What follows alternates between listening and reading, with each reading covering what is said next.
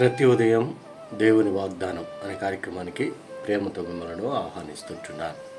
ఈ ఉదయకాల సమయంలో దేవుడు మన కొరకు ఏర్పాటు చేసినటువంటి వాక్యభాగము లూకా సువార్త 5వ అధ్యాయము 10వ వచనాన్ని ధ్యానించుకుందాం. లూకా సువార్త 5వ అధ్యాయము 10వ వచనాన్ని ధ్యానించుకుందాం.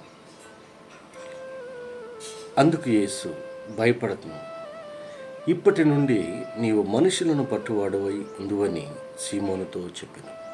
క్రీస్తునందు ప్రియమైన దేవుని బిడ్డలారా, ఈ ఉదయకాల సమయంలో దేవుడు మనకును మన కుటుంబాలకును ఇస్తున్నటువంటి వాగ్దానాన్ని మనము ఆహ్వానిస్తూ, ఈ యొక్క వాగ్దానము మన కుటుంబాలకు దీవెనకరంగాను మన వ్యక్తిగత జీవితాలకు ఆశీర్వాదకరంగాను ఉన్నట్లుగా దేవుడు ఈ యొక్క వాగ్దానాన్ని దీవించునుగాక. మరి ఈ యొక్క వాక్య ఆత్మీయ సత్యాలను మనం గ్రహించినట్లయితే, యేసుక్రీస్తు పరిచర్య కాల ప్రారంభంలో ఆయన గలిలయ ప్రాంతము సముద్ర తీరమున అక్కడ కొంతమంది వ్యక్తులను ఆయన కనుగొన్నాడు. ఆ కనుగొనినటువంటి వ్యక్తుల్లో జెబెదయి కుమారులైనటువంటి పేతురు, సీమోను మరియు యోహాను వీరిరువురిని అక్కడ కనుగొన్న తర్వాత ఆయన శిష్యులుగా ఏర్పాటు చేసుకొని, మరి వారిని ఏ రీతిగా పిలుస్తూ ఉంటున్నాడంటే, భయపడకము, ఇప్పటి నుండి నీవు మనుషులను పట్టువాడవై ఉందువని సీమోనుతో చెప్పింది. వారి యొక్క వృత్తి ప్రవృత్తి ఆ యొక్క సముద్రంలో చేపలు పట్టడము, వాటిని అమ్ముకోవటము, వారి యొక్క జీవనంగా ఉంటున్నారు. ఏ యోగ్యత లేనటువంటి వారుగా వారు ఉంటున్నారు.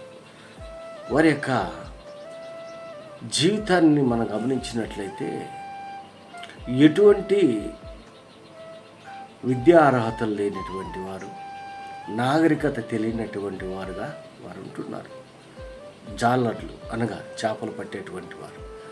అయినా కూడా దేవుడు అటువంటి వారిని ఆయన ఎన్నుకున్నాడు. ఎందుకనగా దేవుని యొక్క ప్రణాళిక వారి పట్ల మరి ఉన్నతంగా ఉంటున్నది. ఆ యొక్క చేపలు పట్టేటువంటి వారిని ఆయన ఎన్నుకొని ఆయన శిష్యులుగా చేసుకొని గొప్ప కార్యాలు దేవుని కొరకు చేసే రీతిగా దేవుడు వారిని ఆశీర్వదించాడు. అందుకే యేసుక్రీస్తు అంటున్నాడు. మరి ఆయన ఆ యొక్క సముద్ర ప్రాంతంలో ఆయన వారిని పిలిచినప్పుడు వారు భయపడ్డారు.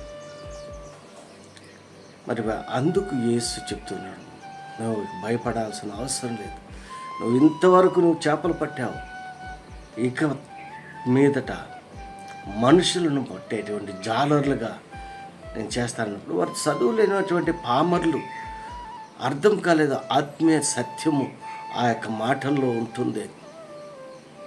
మరి తదనంతరము దేవుడు వారిని ఆశీర్వదించి దీవించి వారి జీవితాలను ఉన్నతంగా దేవుడు మార్చాడు. మరి పామరులైనటువంటి వారిని పండితులుగా ఆయన దీవించినట్లుగా మనం చూసి, క్రీస్తునందు ప్రియమైన దేవుని బిడ్డలారా, ఒకవేళ మరి పేతురు, సీమోను అలాంటి మనస్తత్వాలు, అలాంటి మనస్సు, అలాంటి ఆలోచన మనం కలిగి ఉంటున్నాము. ఒకవేళ అలాంటి మనస్సు కలిగి ఉన్నా కూడా దేవుడు నన్ను ఆయన పిలుచుకొని ఉంటున్నాడు. ఆయన మరి ఏర్పాటు చేసుకుని ఉంటున్నాడు. ఎందుకనగా మన పట్ల ఆయన ఒక ప్రణాళికను కలిగి ఉంటున్నాడు. ఆ ప్రణాళికను మన ద్వారా ఆయన నెరవేర్చాలని తండ్రి యొక్క చిత్తమైంటున్నాడు. దేవుడు మరి నన్ను ఈ ఉదయకాల సమయంలో పిలుస్తుంటున్నాడు. ఆయన సేవలో, ఆయన పరిచర్యలో నేను వాడబడాలని దేవుని యొక్క సంకల్పమై ఉంటున్నది. దేవుని యొక్క సంకల్పాన్ని నెరవేర్చేటువంటి వారిగా, ఆయన మాటకు లోబడి ఆయన చిత్తానుసారంగా నేను జీవించాలని ఈ కొద్ది మాటల ద్వారా నేను హెచ్చరిక చేస్తుంటున్నాను. దేవుడు యొక్క మాటలను మీకును మీ కుటుంబాలకు ఆశీర్వాదకరంగా దేవుడు మార్చినగాక. ఆమేన్.